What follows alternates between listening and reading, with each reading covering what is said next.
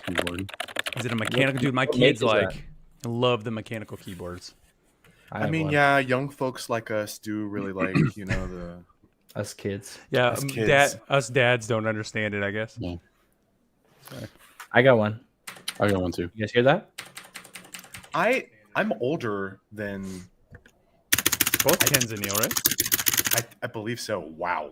That wow, yeah, that's super clacky. That's like I put my mic literally on top of the keyboard. That's a gunshot right there. Yeah. Oh my gosh. Mine's what is this? What is this company? Razer? This one? Razer. yeah, that's Razer. Yeah, I got a Razer one. I have like Sponsor a us. $300 Corsair one, Oh yeah. and but when I bought my PC, it came with a free keyboard that was like, hey, we'll throw in a $15 keyboard that you can get off Amazon for free. That's the one I use. And you like it better, Oh, yeah. dude. Something Yeah. like the one I use at work is like just this cheap ass one, and like I've thought to myself, like I want this for home. Like I just like I this use keyboard better. I use the free one instead of the one that costs You me get all the practice with it at Yeah. work. Yeah, As well. I have this. This I got back when like Chris and I, even before Guardian Radio, this Logitech G510, and it's like, damn. it's nice, but it's like, yeah. The more I've been like now trying to play more mouse and keyboard with this, like it seems like the buttons are just too. About 2 months ago, I spilled a cup of milk on this keyboard, and it's still going. Wow. Do you raw dog milk like that? Oh no, we have an incredible food truck that has the best cookies you could ever imagine, and they give you milk. Food truck? A food truck. It's a Comes to cookie your Yeah, house. milk. That's crazy. It goes No, around. it's like Not as good as it's these. like a low, it's just a truck that you drive to, and it has. Okay, so it yeah, has its cookies. parking spot. My wife brought some home when I was playing games one night, and Like You chocolate guys chip are- or what? the milk went You wrong. guys got sweet tooths. Oh, Oreo? man. Yeah, I will. I'll do anything for a cookie. What kind of They had when they had their latest. I sent a box of Dude, we pralines, destroyed that. from Savannah Candy Kitchen, which are like the best. Or They're so sorry, good. you might some might say pralines. In It's the a South. praline. Pralines. praline? Yeah. Pralines and Where you're cream. from? All right. Well, what do you boys say? We ready to do this? Are we live or what? We're live. Oh, we've been live. Oh, yeah, we're live. That was bonus content. Bonus content for those out there. Probably. Pralines and keyboards. And clicking. It's awesome. All right, yeah. So, guys in the stream, man, thank you here for tuning in. Everybody who's here right now in the chat, glad you guys could be here with us live. Thanks, Mom. Just got the wildest Jake Gyllenhaal cologne ad. I was like, I don't know where this is going. What movie is this? And then it was like, because I had it muted. I was like, what am I watching? It's cologne. What is Okay. with like cologne ads in that too? They're always just like the most random. It was nuts. It was Shit. really cool. And I was like, oh, it's just a cologne ad. It's crazy. I told them, Matt, I'm drinking G Fuel tonight because my son had to buy like this like starter kit for G Fuel. To it's get like- like a free Yeah. week stay at a hotel. Well, it was some sort of offer where he got like $50 or whatever it was, but yeah. So I have my phase. Although I am working up the comp ladder, so phase, you want to call me here? Maybe I already am in there. Maybe What's I'm in phase? Are they a pro the team? esports team. Yeah, Yeah. Phase Clan. I'm on my way to Phase Clan. No. Not at all. But all right, are you guys ready? Episode FaZe is 7. Atlanta based, or was, I think. Ooh. Maybe not anymore. Green wall all the way. Optic. Who do you root for, Kens? Do you root for anybody?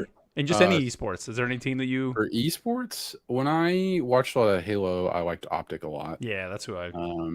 And then I have a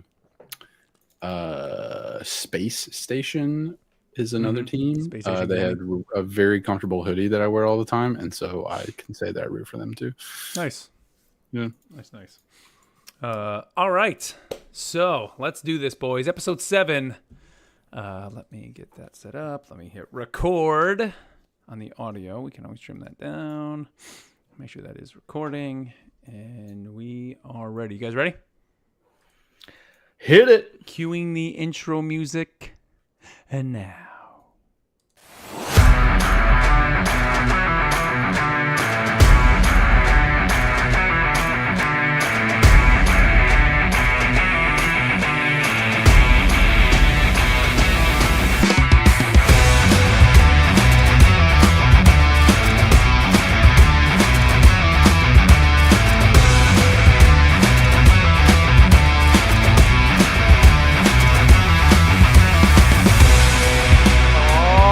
you know what time it is. That's right, it's time for Rivals Assemble, a Marvel Rivals podcast. And I am your host, Mark Turcott, and you are tuned into episode 7. And oh my goodness, are we ever going to have a week where we don't have a packed show? Well, maybe we will at some point, but this is not that episode, man. We got so much to talk about, from the Marvel Rivals Winter Celebration to the new skins that are coming, to all the free stuff they're giving away, to the North American Invitational. And we're going to wrap it all up also with a little bit of Cloak and Dagger lore. And to break it all down with me and go through all these details, first up, Mr. Matt Clark. Matt, what's up, dude? What's up, everybody? Stoked to be back. Sorry I missed last week, but yeah, we're gonna bring all the noise and all the fun with some good lore and the après-ski Jeff skin, which it's basically bought at this point. Let's be real. Well, is it bought, or is that, can we earn that one? Is that one we can earn? That one's actually free. It's free. So yeah, so you don't have to pay. You don't have to even have to pay a dime for that. But yeah, so we're gonna get into some of those details. And also here, Neil. Neil, what's up, dude? Hey, Mark. Hey, guys. Another week and another week of playing way too much Rivals, but loving every minute of it. That's awesome. That's kind of where I find myself too, is just like I'm literally playing this game. Like if I have a moment that I can sneak in a game, like I know I have 10 or 15 minutes, like firing it up and just don't even need that. Conquest, 5 minutes. True. Yes. Not even sometimes, dude. Like I've knocked out like 2.5, three Conquest matches. If you actually play the objective in Conquest, people pick up the gems. Yeah. That's how you win. You have to do that. Pick up the gems. Don't tell the other team that. Yeah, no, don't tell them that. And then also here, as always, Ken's, what's up, dude?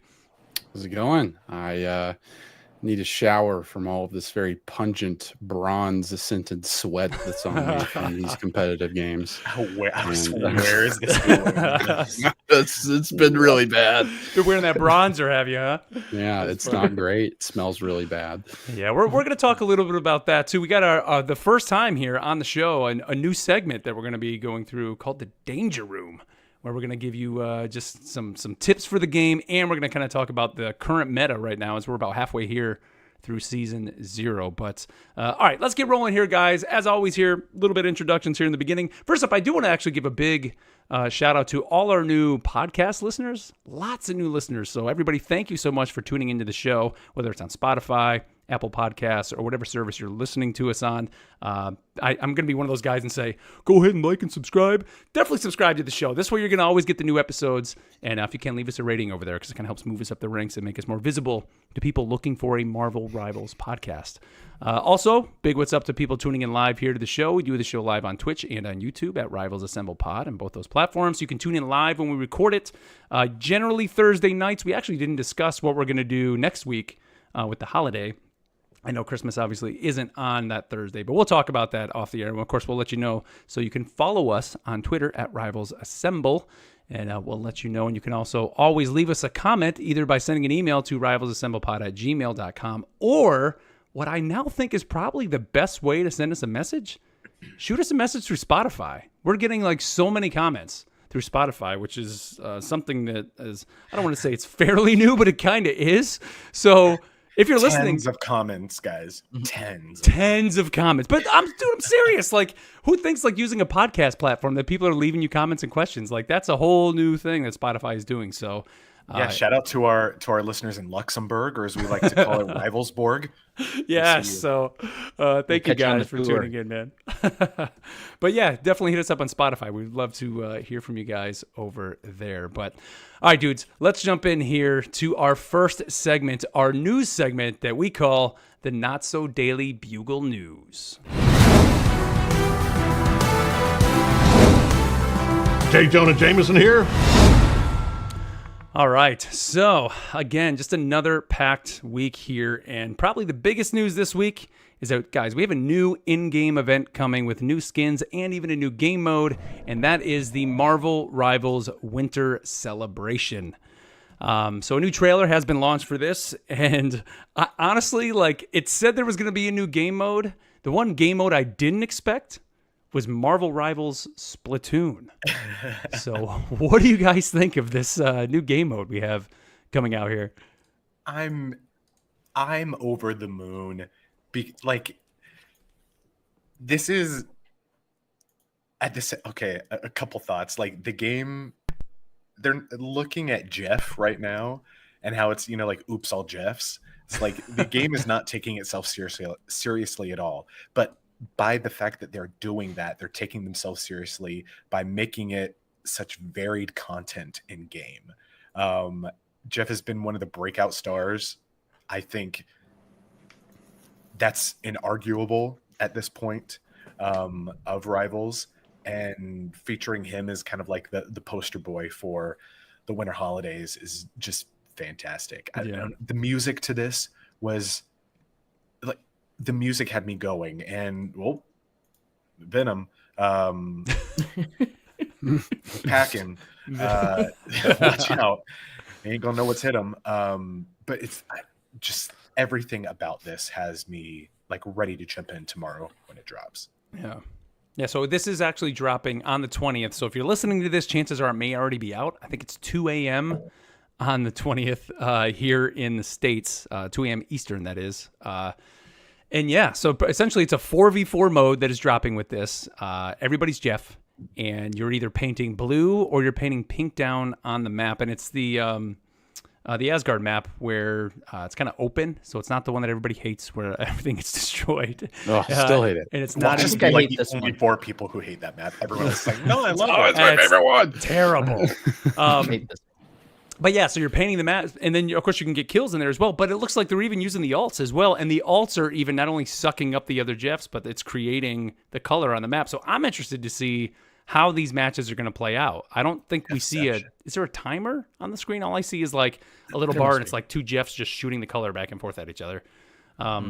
2 Jeffs chilling in a hot tub. Yeah. What do you They're think? not even trying to hide the fact that this is Splatoon. I know we had a couple other games come out. I think it was this year or maybe last there was one Stars. on Sony, Foam Stars or something. Yeah. I did Okay. play a bunch of Splatoon 2. Yeah, And same. even at the end, they show you like the overhead view, and you kind of like have to guess, like, oh, it looks a little more pink, a little more blue. And I bet you it's going to show up with that percentage bar and slap it in the middle, and you'll see how much percent each side's got, and then see who wins. But looks like a lot of fun for sure. Yeah, what do you think of this mode, Kens? I love Splatoon so much. I was a Splatoon main for a little while. I freaking love that game. In comp? I mean, I played on, I tried, but it's not as sweaty as something like this, but still a really good time. They have a really great single player too in those games. Yeah. But I've still yet to lock in as Jeff. I've not played Jeff at all. Didn't play him in the beta. Haven't played him so far. So this is gonna be my first Jeff exposure, and it's gonna be like Matt said, oops, all Jeffs, and that is what a better way. Yeah, right. There is some the inundation of clips on TikTok and Instagram Reels and YouTube Shorts and things like that has just been amazing. The amount of people who have gotten so creative with Jeff is like astounding. And The Jeff Wanda ult combo is the one I keep seeing that just looks so cool to do. He like sucks them in, and instead of spitting them out, they're all still there, but they're like under the ground. So Wanda just like floats over and ults and kills everybody. Oh, you can still take damage when you're inside Jeff? Well, he spits them out like right. Oh, as that's she what it goes is. to ult. Okay. Oh, That's And then like awesome. one of my favorites is Jeff consumes the entire team, takes them into a small room with Iron Fist and Groot. Groot throws up the walls, Jeff spits them out, and then like they're sleeping with the fishes because it's just like a murder scene. Like That's the A great. knockout scene. You're not getting out of here. That's awesome. And yeah, coming with this event, we're going to have a bunch of, I guess, missions and, challenges to be completed. But also there's going to be this greetings card, and they show it, I think, briefly in the trailer. And as you're completing these missions, you're going to get to add little like flair to this greetings card. And I'm sure this is going to go in our gallery. This is going to be kind of, I think, how they're going to handle these events to kind of let you show, or to show that you were there for those events. So I think that's kind of cool. They're adding something in there. Is it something I'm really going to chase? I don't know. But I think it is pretty neat. But the one thing I am going to chase, so if you watch the trailer, of course, there is the Jeff the Land Shark cuddly Fuzzlefin skin. They will be available, so you can get that during for His free. Christian name. As long as you meet and complete the the event. Cuddly Fuzzlefin. Jeffrey Cuddly Jeffrey Fuzzlefin Cuddly the Land Shark. Fuzzlefin. Love This it. is confirmation name. So. They know what they're doing here. It just makes me think about like what other events are they going to do? That's what I was And thinking about, dude. I think about like, I mean, Overwatch does events, and the games like Destiny do, do the different seasonal events, and this just seems like I don't know. It's just I don't know who else they can just have a featured hero do a cool, I mean, they could We'll do match one with where them. you're Iron Man and you're all the flyers and like the floor is lava. Mm. And like you can't touch the ground. And there's little platforms where like if you have to stay up on those and if you touch the ground, of course you're dead. So Mercy Parkour. Yeah, or where the floor slowly disappears. And it's like, because everybody, well, I guess some of them, everybody's maybe, let's say Iron Man, right? Because Iron Man, eventually you kind of can't fly anymore. I don't know. They got to do something where it's like at some point you have to touch the ground. But yeah, I think there's a lot they could do with it. Now, let's talk about some of these skins. So you mentioned the Venom skin. Let's talk about the buns in the room. And that is this Venom skin, dude. Like they make sure to give up you. on a Thursday, like. Whew, they like zoom right in on that, don't they? I saw that was immediately all over. When I watched the trailer for the first time, I was like, "Oh my god, what are they doing?" And it literally took like a matter of minutes to see screenshots of the backside of Venom on this, and like, it's hilarious. Coming to Jungle Cruise next year, the backside of Venom. Yes. But yeah, so there's a snow symbiote skin that's coming with Venom. There's the Groot skin, the Holiday Happiness skin, which honestly, like, I wasn't planning on buying any of these. If I'm going to buy one, that may be the one that I buy. Even though I don't play Groot a lot, like, I just really like that skin. I think that's pretty cool. Yeah. It's always cool to have a Christmas skin. He's got the kind of Santa vibe and some Christmas lights. And he's a tree. He's a Christmas tree. He's got the ornaments, all the Guardian ornaments all over him. And it's just great. I love it. Magic has the Frozen Demon. And then, of course, Rocket is kind of just in like a little suit that kind of has the holiday winter, or I'm sorry, the wild winter skin is what they're calling it. So he's got a Santa hat. He does. Nice. Good enough, right? That's all I got to do. I actually thought we were going to just get Hulk with just, I would have loved a Hulk with the Santa coat with a beard that's like too big, it just kind of hangs down like under his chin, guys that like don't even try. Yeah. And then just the hat like just kind of sideways, just like plastered on the side of his head. I thought would have been great. But he alts and he just rips off his beard. That's it. He just rips the beard off. I hate Christmas. Oh, that would have been good. They're just coming out of the gate swinging with these skins because there are so many games that they don't get creative enough, and I feel like I've said this so many times before. Like this being Marvel, there's a certain standard that you have to be at. So I don't think we're going to get recolors in this game. I don't think we're going to get, basic skin after basic skin. I think we're going to see like big swings being taken with these. I feel like each hero has they already have their basic recolor, but it's not so much that, but it's only like the 600 blue points or whatever. They don't show them off in the shop or anything, but they do have like compared to the game which shall remain nameless, which is notorious for recolors. This is most ahead of that. Most of these games, that's what they do, right? Yeah. There's usually lots of recolor variants, and I'm sure that there'll be some of that. And like Neil said, they'll be a little bit cheaper, but they're not so far. I mean, they're really dishing them out, the high quality ones. Yeah, but I mean, part of it too, I saw a lot of people complaining about like Spider-Man skins, like, oh, it's just a recolor, when like the Chasm skin and things like that. It's like, but that's kind of how the comics are. Like that's the one thing. Like, if you want to get crazy with how like the Venom skin, has that ever been in a comic book? Probably, not that I know of. Probably not, right? But not yet. If you're going to try to stay comic accurate with some of the skins in the comics are just kind of recolor or recolors, if you want to say it. So it's like that's a big difference there. What the developers say as well with skins, you can't go too crazy with it because you want to keep like the shape of them or their right. That makes sense. So you can tell who what it the character is from far away. Yeah. Now, did it say how long this is going for? It just says coming December 20th. It looks like, so two of the skins, the Groot and Rocket, come out on the 20th, and then the Venom and Magic will be coming out the 27th. But I don't know if it. This says that the Captain America and January Hawkeye bundle will be removed on the 27th of December. Oh, you said January 9th. January 9th, yeah, is when this will go away. So everybody's got a good time. I'm sure they're going to give you more than enough time to complete the event. I mean, even right now, when you go in there, all the I can't believe I can't think of it right now. The event that was going on where every couple of days we were getting the maps, like the Hydra map, Wakanda. Even that, you still have like 15 days. That's the whole season. So I would assume this event, you have that whole time. You're going to have plenty of time to complete it. So get out there, get your free Jeff skin.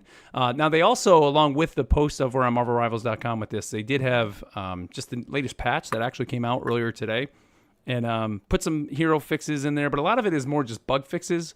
So we're not going to go through all this, but just it's good to know this is now the second or third patch, kind of bug fix. So they're in there trying to crack down on these things. Bug fixes and still no tuning, which I think is cool. That's just letting it ride. Great One point. of the things that I've seen a lot of people talking about is for PC players going in and disabling, or they're having to go into like the files and go in and disable mouse acceleration, I believe it is. But the developers actually came out and said, hey, don't do that. We're working on optimizing it. You're going to need to uninstall and reinstall the game to get those files back because there's a reason why you shouldn't be going in. Deleting files. We did not Editing these files intend for that to be the way. Yeah. Yeah. Right. But yeah, so go read those bug fixes. And I look forward to the Winter Celebration event because chances are probably by the time you're listening to this, it's available now. So go in there and check it out. We also learned this week that this weekend, December 20th through December 22nd, we are getting the first, we're going to say, official invitational event post-launch. So this is the Marvel Rivals Invitational North America, December 20th through the 22nd. They're having 4 big esports teams. So Luminosity, I don't even know, NRCGG, NTMRGG, and who's this other one? Euphoria. Mark, those are actual words. You have to sound them. Oh, Nutmeg. No, I'm not going to say that word. Nutmeg, NTM. No, Nutmeg. No. Okay. But anyways, so this weekend, if you're looking for some competitive Marvel Rivals, this is your first chance to see it here post-launch, the game being out. Of course, they did do, back with the beta and the alpha, they did the small little events. This is the biggest one so far. And this will be over, of course, on Twitch. They're just saying if anybody wants to stream it, go ahead and stream it. And they are actually going to have professional casters on this as well. I know they were looking for some people kind of in the partner group to get people in there. To help do that. So definitely, are you guys interested? Are you going to try to watch this at all? Definitely going to try and catch some of it. Yeah. Yeah. Unfortunately, I'm working this weekend, so I'm not going to be able to see. But I know, Neil, you're pretty stoked to watch this, right? I'd like to watch this. I was trying to find, because they had that open tournament that started last weekend. So I was watching some streamers go through that. And that's got a few different stages too. So this is separate from that. But that goes on for another few weeks, I believe. It's like the open round, and then they go into round 2. It might be this weekend as well. I think that was, though, the kind of the in-game tournament, right? Is what that was? Yeah. Yeah, I think this is, they're trying to do like the bigger, more esports. Like, yeah, our invitations got lost. I don't know. I know that we'll may talk a little about this later, but I wonder if after this tournament it will shake up a lot of the meta of kind of like seeing pro players get in there and like see what they do and like, I'm going to do that too, and then suddenly everyone's using one of 3 strategies. Absolutely, yes, it absolutely will. That has always seemed to happen. Like even with like Overwatch, you'd watch it and like immediately you would see those metas running all the time. In the games, that's just kind of the way. I mean, even you can even take it to Halo, even though necessarily you weren't playing. It wasn't a hero shooter. Paths and ways that people ran, different strategies of the different lanes to run and all that. So, I'll be interested to know to see if they have hero ban in this. Surely they will. Seeing the different choices being made with players in diamond and above, with kind of unexpected, some of them I feel. So interested to see what the pro level bans would be. Yeah, that's a good point, man. You know, one thing too, I know I've been kind of, I don't want to say hesitant to say this is going to be a great competitive esports game. I mean, I kind of have said that on the show that I was kind of unsure compared to Overwatch because of the balance. But Pull the tape. what I will say is this week getting more into competitive, I'm starting to see that it probably, I think, can truly be that. And like, that's what I'm really interested to see, these pro teams, how they're able to handle it just on this more competitive level, I guess is the right way to say it. So yeah, it should be pretty awesome, man. So either way, I'm going to definitely watch this, at least in the VODs and that, just to see it, because I really want to see kind of just how it all plays out. Hopefully it's going to be pretty I awesome. want to see what it's going to be like with the casters and the spectator, how they're going to do with the cameras. Yeah. Are they just going to switch through each player's view, or are they going to do like a third? Well, it's already third person, Probably but both. a Yeah, fourth like kind of like a person? fly around. Like a Fly third around? and a half Yeah. person. Third and a half, yeah. Yeah, see what that's like to get those views and look at, as you said, the different paths on the map, and Yeah. it's gonna be awesome. See what they do. See what the pros do. Guys, we also got some news about a bunch of free stuff coming to the game, because they give away a bunch of stuff with this game, right? They do that. Yeah. So the first thing we have is they've announced that there's officially been 20 million players for the game, which is, crazy, right, when you think about it. So they're giving us this new 20 million Rivals Assembled keepsake. So see, the Rivals Assembled. See, there you go. 20 million players. And we got a Galacta spray it says 20 million on it. Rivals. Pretty cool. So this will be coming to the game. The best way, I guess, to get this is to just play the game. Log in from December 20th to January 10th. So you got, 22 days to do that. And when you get in, you will immediately get that spray. So, yeah, just a very cool thing if you want to get that.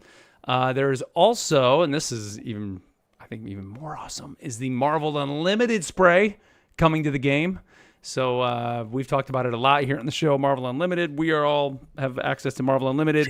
And so if you are a Marvel Unlimited subscriber, you are going to get this Jeff spray where Jeff... I kind of joked with you guys, like, the spray looks great, and I just love how out of place the Marvel Unlimited logo kind of looks in his mouth. I love it. MS Paint, like It does. Yeah, we'll put this right here. drag and Yeah, drop. right here. It's fine.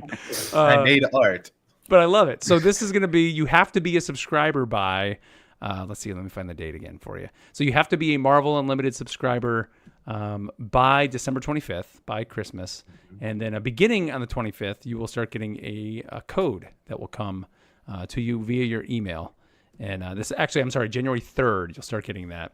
So you can get that spray in game, which I think is awesome to show that you are a member. And they also said that you can actually get a Marvel Unlimited subscription for just $50 for a year through December 25th using code Jeff50. So yeah, it's pretty awesome. And I mean, you look at that, break it down by the year. That's what, less than $5 a month It's for Marvel Unlimited. crazy. That's Tons of content there, especially if you're Yeah, loving the totally. game and you've always kind of been a Marvel fan, but haven't really dipped into the comics. It's a great way to get into it. Like, it's the UI is fantastic too, and will just help you find anything you want. Yep. So if you want that spray, I guess if you don't want to read the comics, it's a $50 spray for you, right? Yikes. or you can sub for the No. month. I guess you can sub for the month, but don't do that. Don't do that. Just read the comics. Get the comics. And it works great on a phone too, Marvel Unlimited.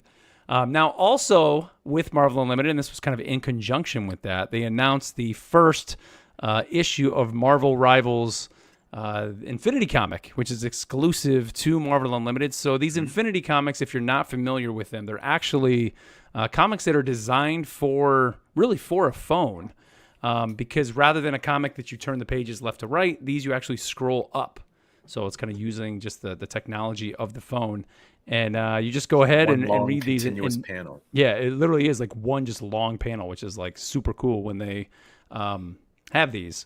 And pretty much these issues come out every single week. When they first launched them, they were kind of coming out hit or miss, either every month.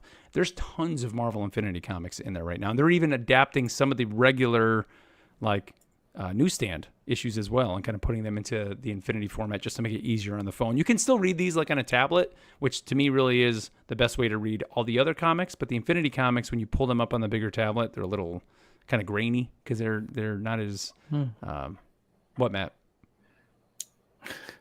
I remember talking about this with you when on the Enthusiast Life when these originally dropped, and how we were like, I don't know if this is going to stick around, and it's crazy, however many years later that it's like the amount of them that we have. Dude, they've like doubled down on these things. Like there's Yeah. always a Infinity. There's like multiple Infinity comics coming out every single week. I mean, they have some that I think are close to like issues 100. Like the Spider-Man comes out weekly. There's an X-Men that comes out weekly. Jeff comes out weekly. If you want any history on Jeff or any just Jeff content, this is the place to go. Is Marvel Unlimited. Now this Rivals issue. Did you guys read the Rivals issue number 1? Yeah, I read it. I did, yeah. No, I haven't. What did you guys think of it? It's fine. That's about it, right?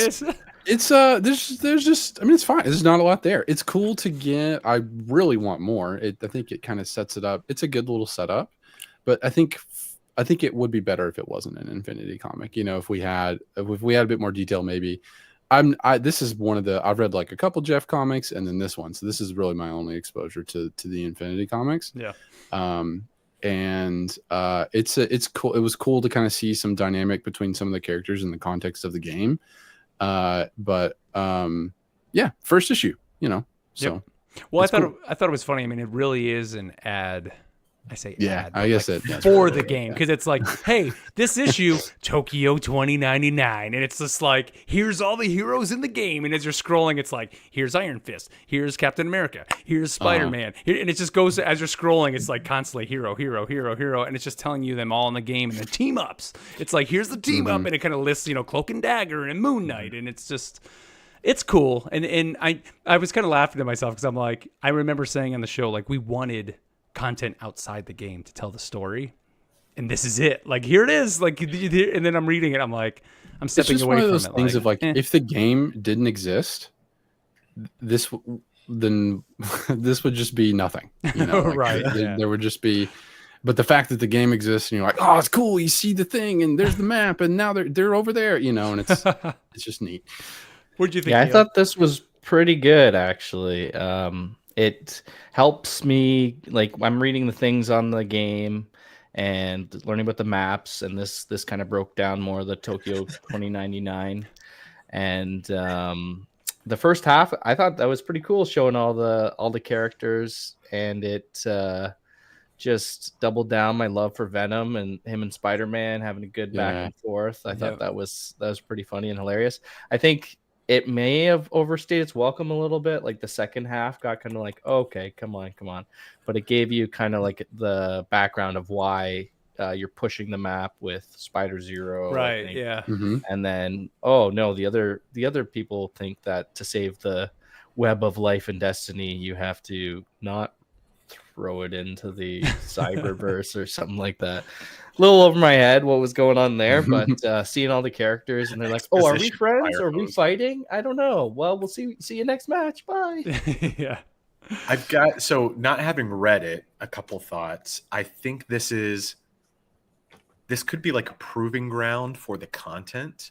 So like if this becomes a well-read thing, then maybe we get a limited series print in the Gamerverse label, like we did for Marvel's Spider-Man. And it's different titles. But then also I could see this be, and it could be kind of like something that they're doing with Infinity Comics. Are you guys familiar with the Stormbreakers program at Marvel? No. It's up and coming artists who basically are selected to kind of like have their talents honed and get their work featured as either different variant covers or in different books. And so I could see this being like hey, you know what, we think this artist is doing really well, let's put them on the Rivals Infinity comic, which will get eyeballs just because of what it is. And if that work continues to perform well, then we'll see what else we could put them on. Well, that's cool. Yeah, that would be Do a cool these idea. artists like get paid for it? I hope. That's a great question. It's Oh, like, yeah, I'm sure they do. But they popularize Stormbreakers like everywhere. A lot of comics will have like the Stormbreaker variant, and if you just Google it, it's a Nice. well-known program. That's They have cool. like a different class every year. With the Infinity Comics, I think why they're kind of sticking around. I've read a lot of, like, most of my comics I've read have been digital, and it's always been kind of hit or miss, just with the font sizing and all that too, right? I'm Yeah. finding with the Infinity Comics, they're meant for a phone, they're meant for a small screen. I'm not like zooming in to try and read some of the words, or it's not too wordy kind of thing, and you just get to kind of enjoy the art and scroll through it. I think that's a good way to do it, and why dude, it's that's different why from the I print, like right? the Infinity Comics. Like they're slick on a phone because they're just the way they look, and as you're moving, just scrolling up, the way they draw those panels. It literally is just like one giant panel that appears as you're kind of scrolling through. I've actually read 2 Ghost Rider comics while I was waiting for the Mickey Mouse ride at Hollywood Studios, which is great. It's not where I thought that was going to go. But so definitely, like we said, check out Marvel Unlimited if you want that spray. And this issue, I would assume the second issue comes out next week. I mean, I don't know. I mean, we'll keep you up to date on the show. Be cool. I mean, the way these kind of jump out every week. My guess, if I had to guess, what's coming next is going to be either like Wakanda or Asgard. Like I think they're going to jump through all the maps, all the show a battle going on there, and then we'll see. Give us the prequel for the new season in comic form, like a week before the season comes out. in there, yes. Do we know when that season is? Because this one's supposed to just be a month. I mean, right? we got 15 days left in the weeks? season as of me looking. That's what it today. says. Okay. Yep. There's that So you would assume next week maybe we may have some sort of teaser trailer, or I don't know. But next week is also like where time loses all its meaning. Right. Okay. Those days between New Year's. Well, they're in see. China, so their holidays are different, right? Call Guan Guan. He'll tell us. So, yeah, call them up. Get him on. Well, I'm excited because they said new heroes as well, right? And new maps, so there's gonna be a lot of drops. That's too many slices. So many things, lot. man. So many things. I feel like I've played like a 6/5 of the heroes. I haven't even Yeah, right. Let's see. Also, just continuing on the free train, guys. We got lots free coming in this game. There's a streamer costume giveaway that is coming, and this is going to be going through the weekend. So a lot of the big streamers that are out there, from Tim the Tapman to Flats to Necros, ML7 support. They have the schedule set up, but the 20th from 3 to 4, the 21st from 1 to 2. These are all Pacific time, and then December 22nd from 1 to 2. All you have to do is match up in a quick match with one of these streamers during that time slot, and you will be notified, I guess, via email. And it says that there's going to be a questionnaire, I guess, an in-game. I guess you'll get an in-game email. It says, be sure to check it and complete the questionnaire in the email by December 29th at 11 p.m. to select your favorite costume. And you're going to get a free costume distributed within 5 business days. And they pretty much list every costume that's in the game right now. So if you don't want to spend any money, this is a great way. So be sure to just try to match up. With them, just queue up. You can watch their stream and kind of time it just a little bit right. Remember, they're just a couple seconds ahead. No, we don't encourage stream sniping. Well, stream snipe to get a costume. That's what this is. Yeah, dude. This is literally definitely stream sniping. But hey, back when in my Guardian Radio days, we were the Bungie bounty. But see, back then with Bungie and Destiny, you had to actually beat us to get the skin. Where here it's just like you just match. I remember that. I tried really hard to get in there. Just match when you guys did that. That didn't happen. Yeah, I think it's going to be a very it's only an hour playing, right? So that's what. Yeah, it is short. I was thinking that. Not too many games, and there's only 2 streamers. And are they going to be playing together, or? there's 2 streamers on the 20th, 3 on the 21st, and 2 on the 22nd. Right. But I would hope they're not playing together. Let's get more people. Spread the love. Spread the love. So we'll see. I thought I saw in a follow-up Q&A, they said it'll be a pack of skins, not just one. I noticed that too, but in the story on Marvel.com or MarvelRivals.com. Sorry, they call them costumes. We can costumes. use There that. you go. Costumes. You're not actually ripping Jeff's skin off and putting it on your face. But on MarvelRivals.com, they don't say the pack. But then on Twitter, I saw that they quoted something and said, "Oh, we meant to say pack." And it's like, well, update it on the website. But yeah, get a free skin there. Now, the final bit of free stuff, and this is pretty sweet. And I'm going to tell you, at some point, this will be streamed probably on these channels and will be put into podcast form. But for free, they're giving away a new game add-on for the Marvel Multiverse role-playing game. Now, the four of us here in this podcast, a lot of our friendship and all that developed through our Thursday game nights of playing D&D, Marvel Multiverse role-playing game. Yeah. Literally, we played the beta, all that stuff for this game. So they're giving away a free game add-on. It's going to come, I guess, on December 20th. They're giving away 12 free character sheets, including Spider-Man, Hulk, Iron Man, Scarlet Witch, Black Panther, and Luna, as well as an Eagsguard Royal Palace playmap and a brand new game mode inspired by the Domination game mode. So that's what I'm more interested in, is like, they're actually putting out a new game mode? Like, how's that going to work? It says it can be played player versus player or player versus narrator and features quick and easy rules on how to jump into the action. We've got it. We've got to do that. I mean, that sounds really cool. Oh, we're doing it. Yeah, we're like, sure. We're doing it. Yeah, So this could be like straight combat. Yeah, right? that's what I want to do. I want to do the game full, mode. Yeah. A full-on story. But I have to say that intro we did when we played this game for the first time, it was Dr. Doom too. Yeah, that cracked the multiverse, right? And then we I was started ahead our of own the curve, thing, man. so. That was a They must homebrew have right there. Heard that, and really, Yeah, it was homebrew. wow, they should be paying you royalties. Heard it man. here. That was, Hiring storyboard. Mark that said was it first. amazing. Where's Danny Koo? I'm sure there's a must have heard it. Discord recording of it somewhere out in the void that we could prove. Did you that. record that, Matt? You might have recorded. Oh, I that. have it all. You Oh know me. God, I have it all. this blackmail. Matt's got it all. We're done. That sounds like a lot of fun. I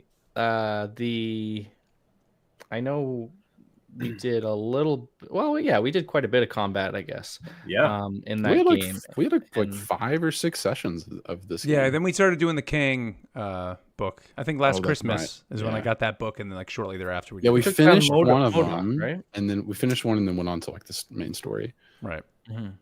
That's Yeah, right. So there was the that'd be preview. fun. Yeah, we'll definitely be checking this out. Yep. Bring our heroes in here. And We'll this- see what these character sheets are like, and I would be interested to see people maybe who have never played either a tabletop RPG or what your thoughts are on a game like this. You know, because it's cool because it brings in the heroes that you want. It brings in the heroes that you love if you're a Marvel fan, and yeah. Is Very this cool. through Roll20 that you get all this stuff? It's going to be on marvel.com/RPG. So I don't know. Like, it just I says think it's it'll going to be PDF? probably be PDF content. Yeah. Yeah, I just download it. just as character sheets. It says all fans need are some dice and a group of friends to play.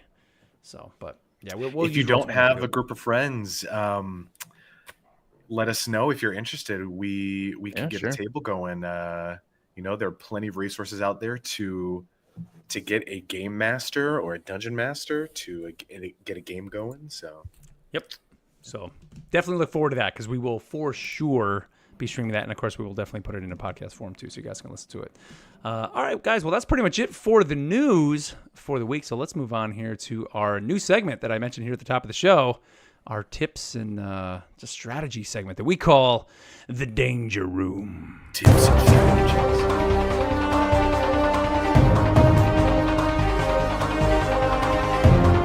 All right. Well, all of us here on the show do our best to be professional gamers like Neil in Canada because he is the only professional gamer here on the podcast. But yeah, so I We'll wanted get there one day, guys. but I did want to talk just this week, just kind of about kind of where the meta is kind of shaking out right now. Because the game's been out now, 2 weeks, 2.5 weeks as we're recording this. Actually, is it Seems like 3 I- 3 weeks. 3 weeks, right? Yeah, 3 Forever. weeks because we kind of missed that bit there.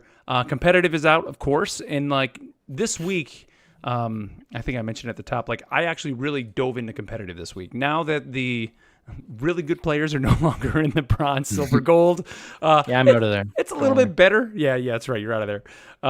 It's a little bit easier, I guess, down there to kind of just have fun and not be as just getting crushed every game. Yeah. So I'm starting now to kind of really enjoy competitive and kind of just the sweaty matches that are there. But I can really see the difference between quick match and competitive now in terms of team comps.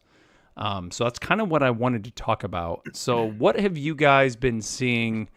Let's talk about first, I guess, the roles themselves. Like, what seems to be what you're seeing most of? Is it what a lot of people kind of thought going in of a 2-2-2, or what is the layout? Kenz, I'll throw it to you because I know you were kind of mentioning this in our chat. Yeah, off air first.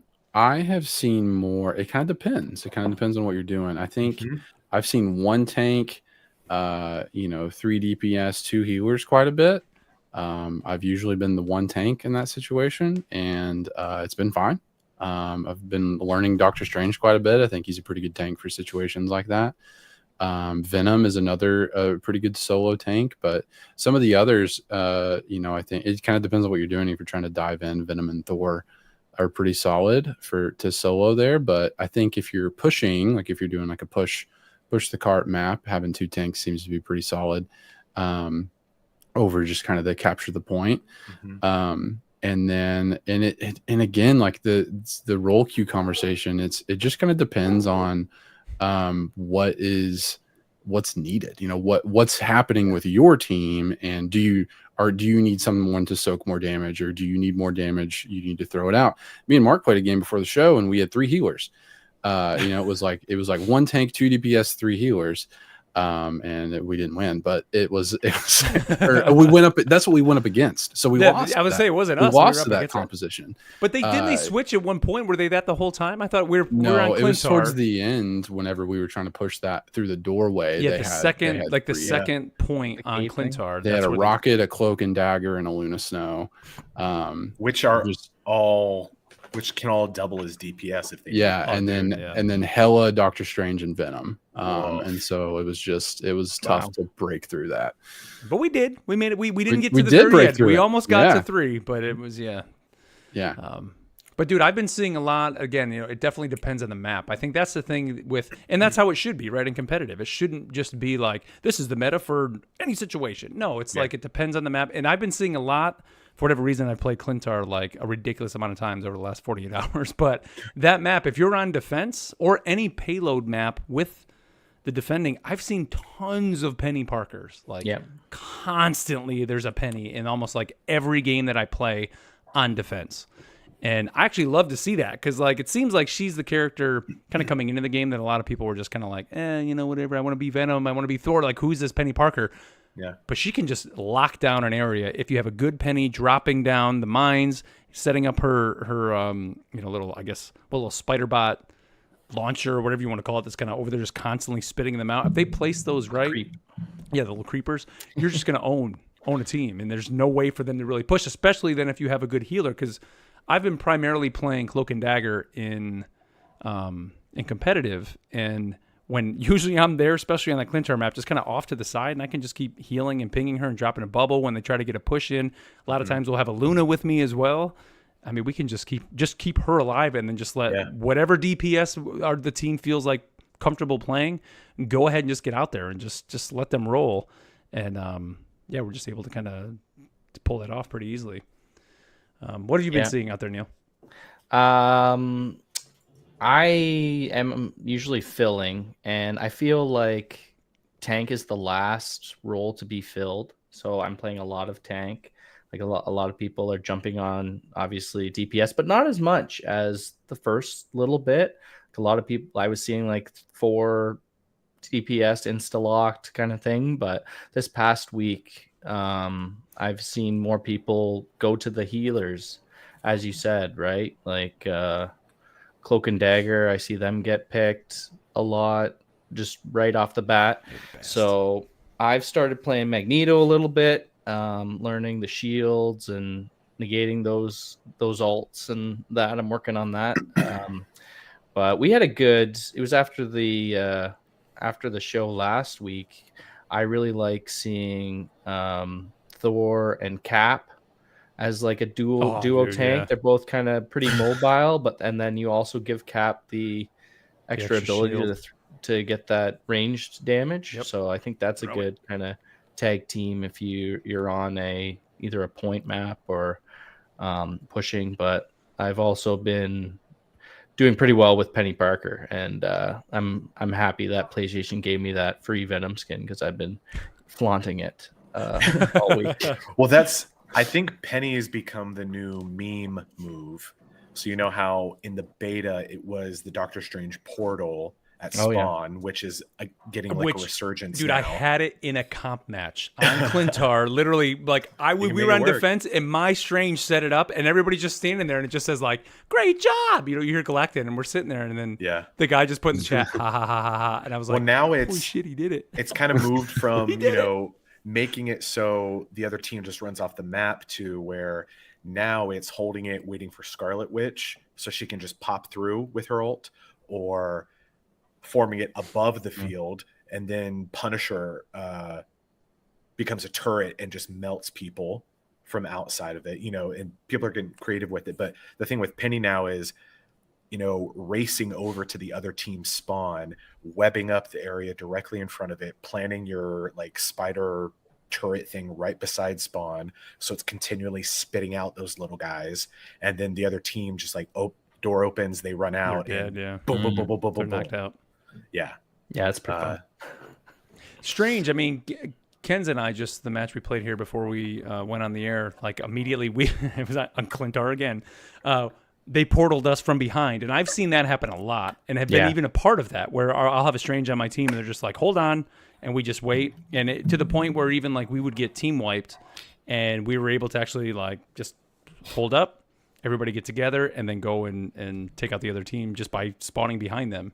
So I've seen that happen a lot. Like that seems to be a big thing with Strange right now a lot, especially in competitive. What have you guys seen in quick match? Have you seen anything really in there crazy? Like, or is it just? I feel that quick match is where you're seeing. I'm still seeing a lot of the 5 duelist, 1 strategist, or 1 vanguard, which admittedly it is quick match. That's where you go to do that. Yes, you shouldn't feel pressed to do anything specific, but that's also where the crazy chats are coming in. And I ended up turning it off again. I should just know to not leave it on. But I've had some crazy and competitive, which is pretty annoying too. I don't know. It's team makeup. I've encountered a lot of all flying teams, or all people who can get aerial. So Venom, Storm, Iron Man, Iron Fist, who can get up there once he locks onto you. Like Wolverine, even if he gets chucked up, he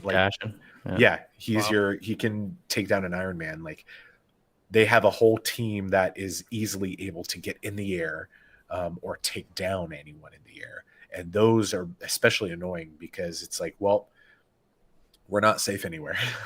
Cannot hide. Yeah. I feel like quick match is fairly similar to comp. Like, I'm getting better team matchups or compositions. When it goes crazy, I think is that arcade mode, like the Conquest. Oh yeah, that's when it's like, pick whoever you want. It's 2 minutes, and this is where you go into practice those heroes. Iron Fist every time. That's why I pick every single time Iron Fist. I'm sitting there just melting faces. But Mark is that guy. I'm absolutely that guy. And the minute I see a high flyer like a Iron Man, I'm like, you're done. The whole match, all I do is go after him the whole time, and I love jump hack. So good. Yeah. I've been playing a lot in quick match. I told you guys the other day, like just Hulk and Cap are the diving to the back line is a must number 1, especially even in comp. Like, you need to be doing that. But like that is so much fun, just like harassing the other team. And I will tell people, like, I've had a couple cases where, I dive. One thing you should be doing is when you do dive, if you're not actually diving a healer, but let's say they have like a Moon Knight that's back there and you start hitting him, but let's say a Mantis comes over or the healer comes over, immediately I just turn my attention to them.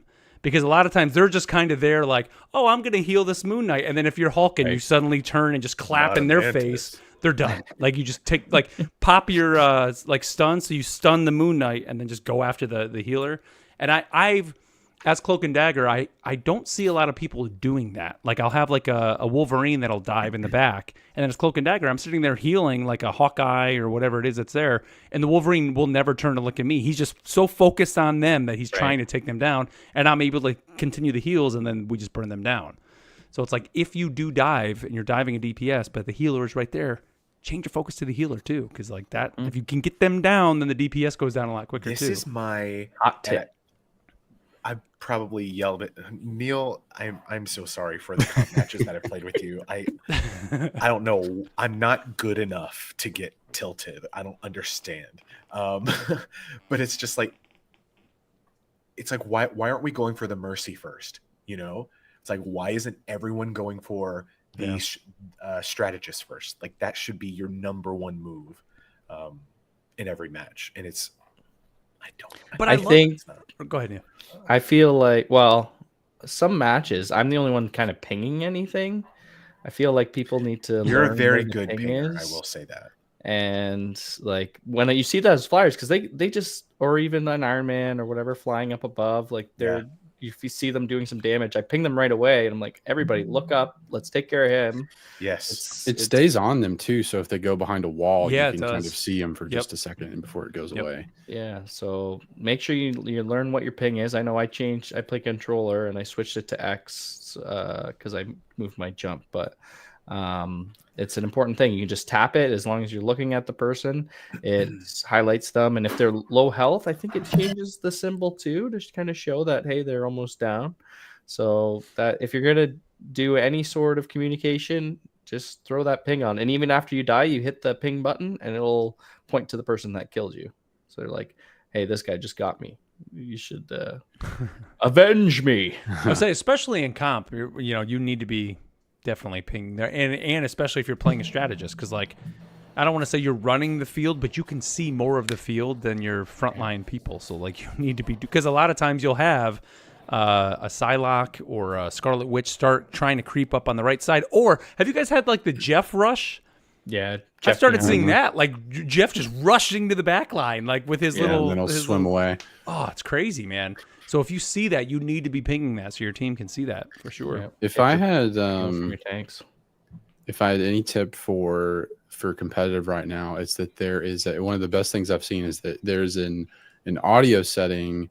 You can go into your audio settings and there's a combat mix setting, and in there you can turn on an audio cue for team kills and when you have team members die. And so it's just, so there's like the big like knockout sound where it's like whatever, like there's that big one. And then there's like you can change it to where there are these tiny little pings.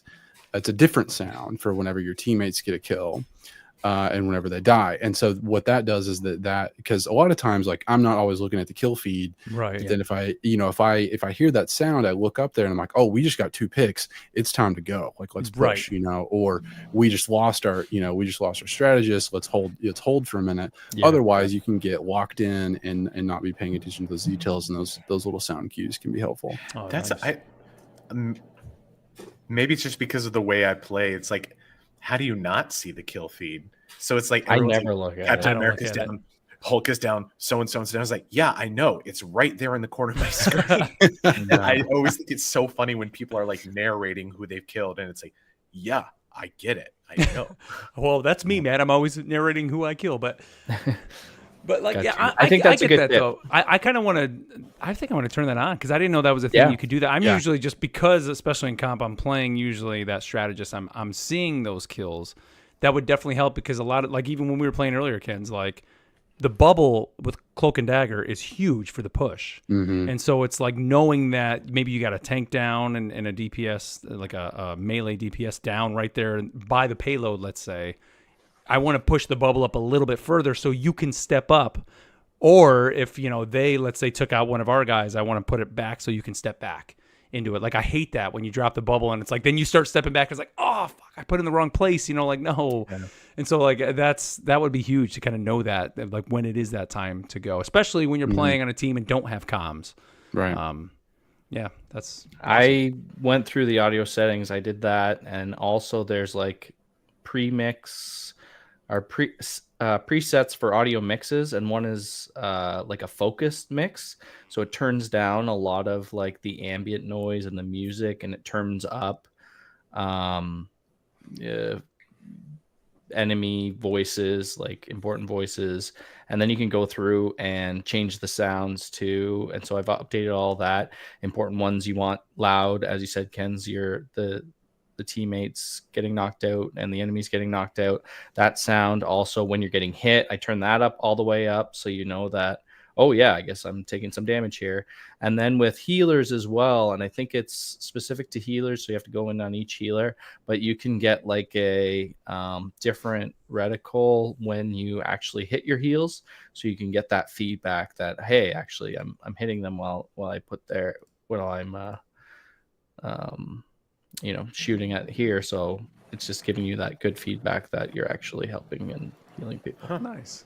Yeah, with games like this, just the more information, the better in general. Whether Yeah. it's communication or just things within the game that you can change. I don't know.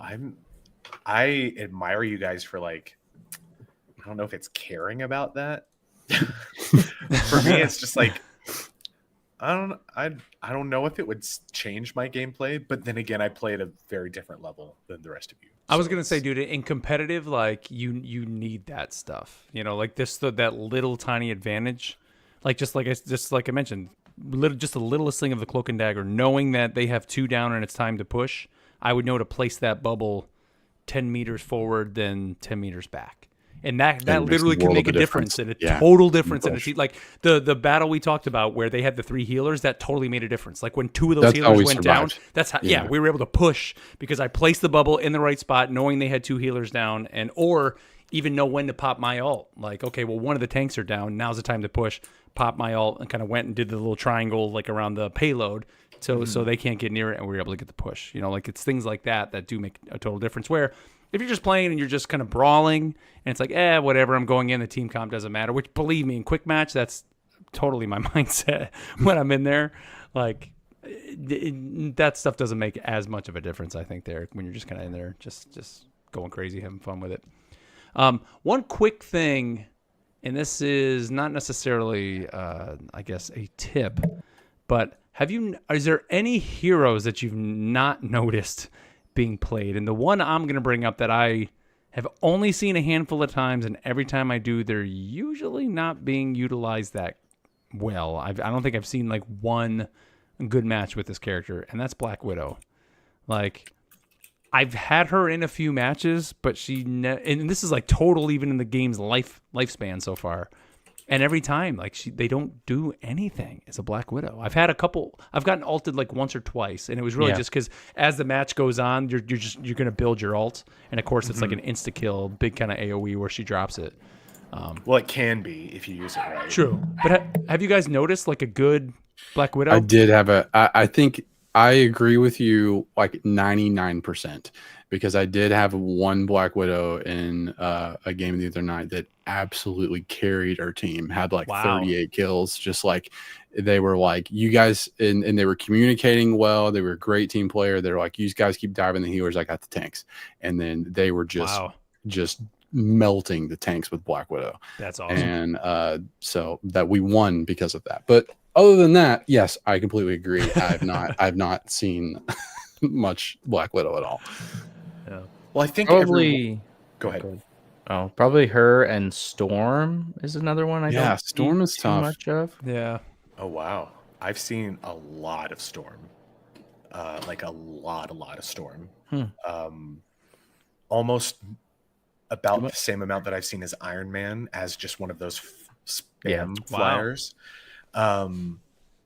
About Black Widow, I think it's a lot of Overwatch players came to the game thinking that she would be a carbon copy of Widowmaker, where actually if you want the one shots and things like that, like Hawkeye is a much better He's the one, bet yeah. for you. I've seen a lot of Hawkeyes, definitely. And so I've seen a lot of Widow mains playing Hawkeye here, or Hela, because it's Lots of just Hela, a yeah. better kit for what they're used to.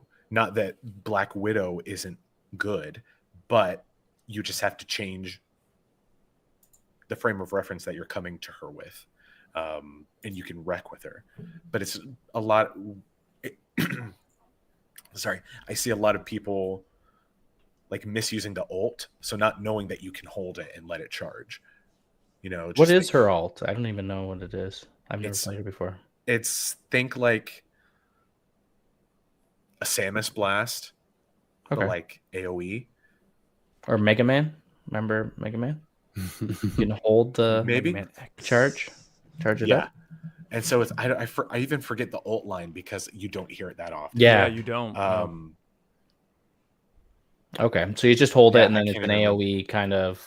Kind of. And like a lot of the other ults. In like the character trailer, you see it wreck.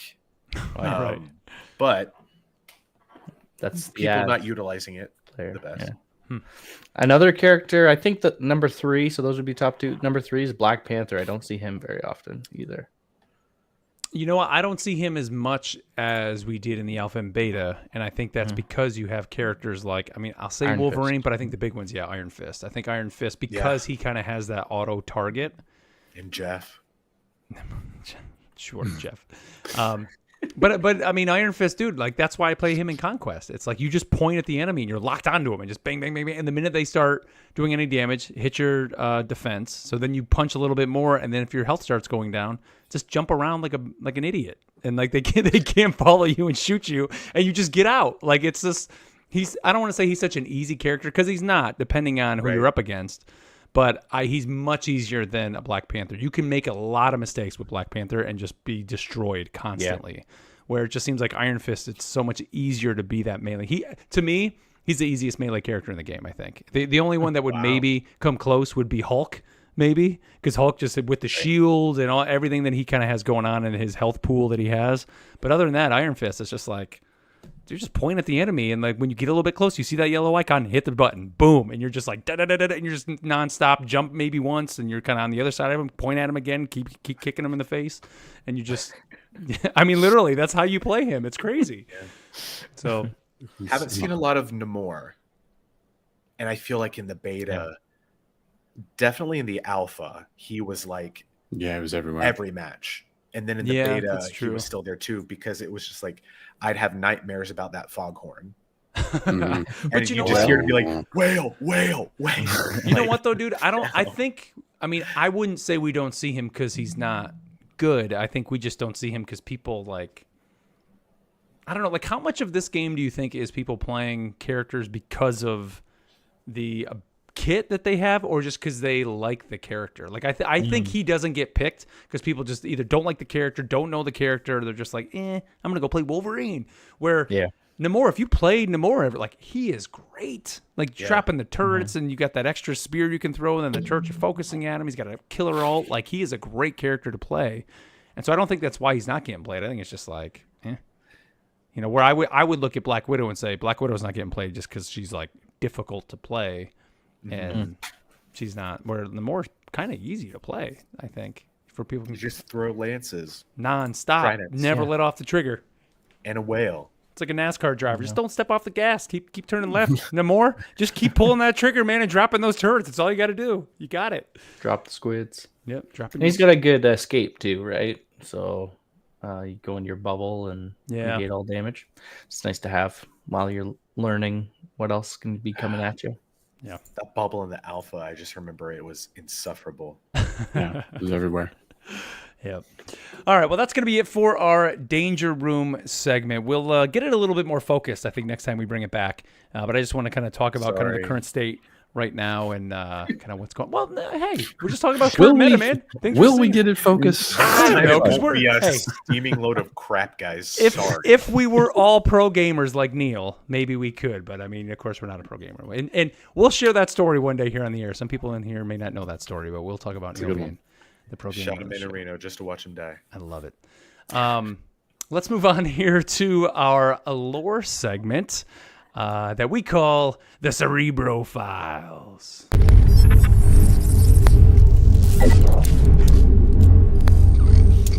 All right. Well, this week, folks, we are talking about Cloak and Dagger. And if you asked me going into this game, or told me, I guess I should say, that Cloak and Dagger would be my most played and probably the hero that I'm the best at, I'd be like, what are you, crazy? Yeah, Mark. Yeah, they are. They're the hero, like I said, in comp. I'm moving up the ranks, boys. As Cloak and Dagger, they're the ones that I even got the little proficiency, the little knockout icon for them. Yeah, that's cool, I man. love them, dude. They're great. That just everything about that character I love. So, Matt, I'm gonna throw it to you. Give us the history and story of Cloak and Dagger. So they are two characters. They're for all intents and purposes. Really? What did you know? What did you guys know about Cloak and Dagger coming into the game? I had what Marvel, it was either the 1990 or 1991 collectible cards, and I remember the Cloak and Dagger card, and then I remember going to the comic shop and seeing the comics, but never reading anything about them. And then just knowing they exist, but never really focusing, and I just knew the guy had the cape, and he just like engulfed them. That was about it. Yeah, or anybody else? Yeah, I remember seeing them in some appearances, but kind of like what Mark would say, they didn't really ever seem to do anything. Like they were just kind of oh yeah, we're Cloak and Dagger, and then we're gone. And I never read anything that where they were like full frontal, but whoa, what's under that cloak? Marvel Max series. And so, no, but the show that came out, I was really excited for because it came on after one of my favorite Marvel comic series, which was Runaways. And the Runaways show was the first season, at least I thought was incredible. Yeah. And then it was like they were doing all these, like, we're going to do all these little mini series with Marvel on Hulu. And so I was really stoked for Cloak and Dagger. And I think it was even like, it was MCU, right? Technically. So it was technically all in the same thing. I was a little disappointed in that show, but that's really it for me. The first time I heard of them was probably, I don't know, a couple of years ago. I got my first big Kickstarter.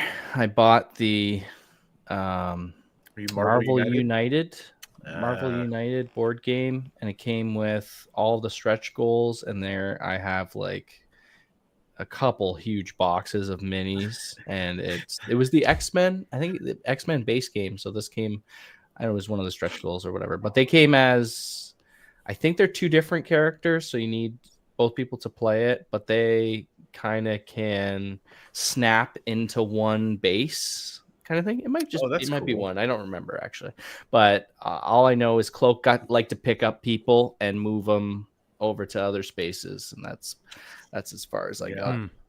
He is a teleporter. So okay, good, like varied experiences. I was probably a good mix of, well, probably more aligned with Ken's. I knew about them because of some comic appearances, though I never read anything myself. And then there was the show on Freeform. That's what it was. Yeah. It is on when to Freeform. I watched it on Hulu, but it aired on Freeform, which is on the Hulu thing. Small plug for Runaways. If nobody has read the book, so good. The show, oh my god! Like, give me Nico. Get some Runaways in this game. Give me Arsenic and Old Lace. Give so many good characters. But that's for our other podcast. So let's talk a little bit about Cloak and Dagger.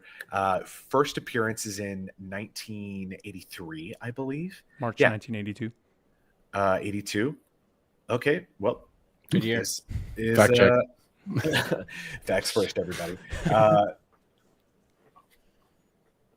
You are correct to believe that they're not super big or popular. They've had a few different comic runs throughout the years, but none of them have been particularly long. They're not in danger of getting an issue 1000 of the Amazing Spider-Man. These, like, their first volume was 4 issues, which I read this week. Loved it. Yeah, I think you would you agree, Mark, that it's the type of story that it's not a huge overarching not thing. At all. It's a street level slice of life, let's check in with these people, and then maybe next year we'll have another little story about them we want to use. Love that though. It's- Love dude, stuff like that. It's the world outside your window that Yeah. Stan Lee always wanted Marvel to be. And I mean, 1982 I think the miniseries come out in 83. I think maybe that's Yeah. why. So that is 1983 New York City. Like, you know, people think of New York City today, and of course there's crime and stuff like that that's there, but it's very cleaned up. New York City in the 80s was a place you did not go unless you were stuck and living there. Like, it was a rough place. It was a rough place. And so that's what that miniseries is all about. It's like Cloak and Dagger themselves just showed up kind of from where they were from, to New York City, to try to get, just a different path in life. And they kind of got hung up with the wrong crowd, like almost immediately when they stepped off the bus, literally. And yeah, that's it. It's so basically we've got Tandy Bowen, very 80s name, Tandy. Love it. And Tyrone Johnson. And Tyrone is homeless. Tandy is running away from, a life that she doesn't want. They meet, and through a series of events, they're kidnapped, and they are forced to they're injected with this street drug that is supposed to be like a substitute synthetic for heroin. It's so crazy. Whoa. Right? Like a real Literally. Rolled outside your window. And the Magia are going to start trafficking this drug. And so them, along with a few other people, are injected with this. They are two of the only people to survive, along with another character, goes by the name of Mr. Negative. You may or may not have heard of him.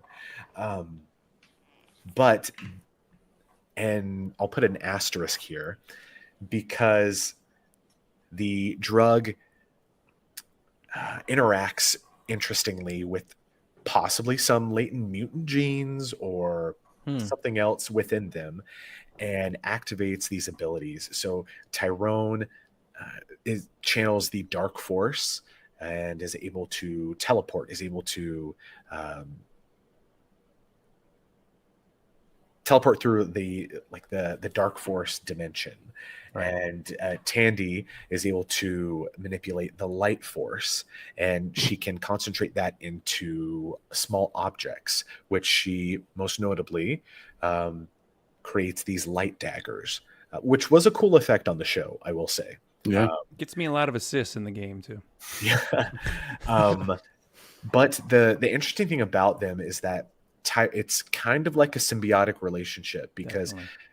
the dark force that Tyrone is channeling is like this hunger. And since Tandy evokes this light force, there's extra of that for the dark force to consume. And so they kind of level each other out. So if you're playing Cloak and Dagger and you hear some of their voice lines, like Tandy saying like, "It's so cold," or Tyrone saying, he says a line about "I'm losing it" or something like that. It's often when you're switching back and forth, and so the dark force and the light force are getting more in different play there. I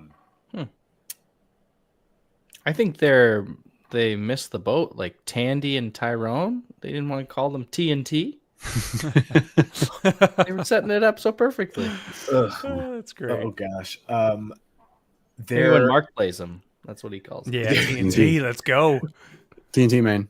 There has been a kind of back how we've talked about a lot of these characters throughout Marvel's time being subject to the different whims of writers and their interpretations. So like with Moon Knight, different people would treat mental illness differently,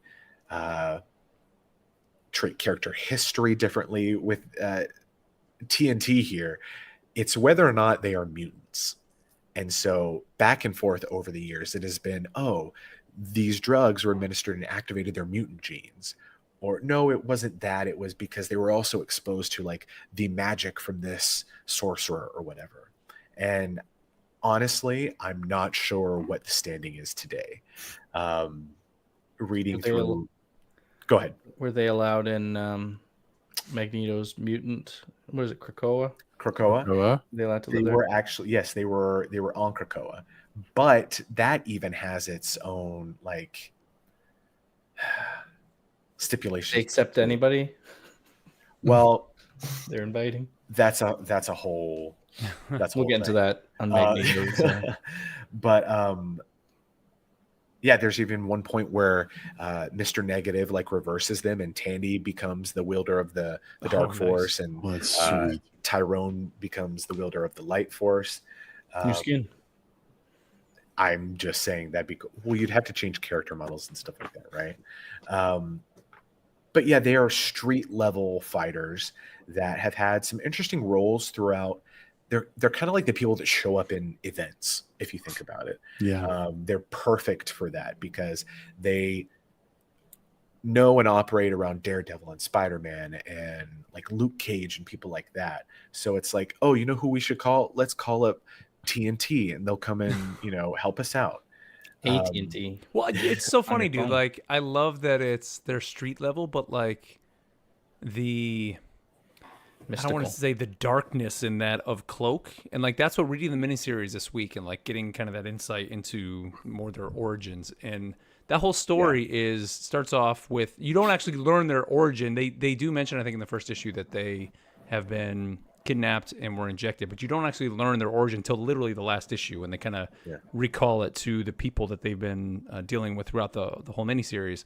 But it's just a street level thing. There's these this gang that's running around, and there's vigilantes on the street. And who are the vigilantes? It's Cloak and Dagger. And so there's this cop that is like chasing them, and we see a scene where Cloak, like that's right, there's somebody poisoning the aspirin or whatever, which is a very like early 80s. It was actual crime that was happening. So something pulled from the news. Somebody is like poisoning the aspirin in pharmacies, and a couple people die. So they figure out who it is, and they just exact their own vengeance on the person, and Cloak just completely consumes the guy. Or anybody whose hand goes into the Cloak just like turns black. Like it's all, and they don't necessarily, the people just say, oh, it's very cold. But it's like, is he literally like necrotic, turning their hand into like necrotic tissue and they're dying? So where does that person go? So then the cop looks at them as Cloak as a murderer. And so it's like the darkness of that, and just, that's not really a street level thing. Like street level, I'm thinking like Daredevil punching guys and beating them up. This is like magic. This is like Doctor Strange level stuff, to me at least, in the perception. And I love that it's like there is almost this other layer to it that is so much darker than just what it looks like on the surface. And I think go ahead. Well, I think it goes to the writing of the characters, because very much their relationship is, we only have each other. We don't trust anybody else. We have been wronged by so many people, and we complete each other. Like they're able to hold each other down like that. And granted, they make these friends and other heroes throughout the history of comics, but I like that they could become A-list heroes. They could be mainline Avengers, and they've been on different teams of the Avengers. They were on the Savage Avengers. They were part of the Secret Avengers during Civil War, and so like they're like that kid in high school that isn't the popular guy or the popular girl, but everybody knows them and everybody has like something good to say. It's like they're the old reliable, and I think there's no pressure on those characters, because then I think we'd see even more wild swings with them that would be inconsistent. Yeah. We also get a glimpse too in the miniseries of the hunger, like how you mentioned. And, when Cloak kind of eats that guy, if you want to say, and everybody kind of freaks out, he runs away, and he actually doesn't, like he literally feeds off Tandy, off Dagger, that he feeds off her light, but he doesn't want to do it anymore. So he leaves.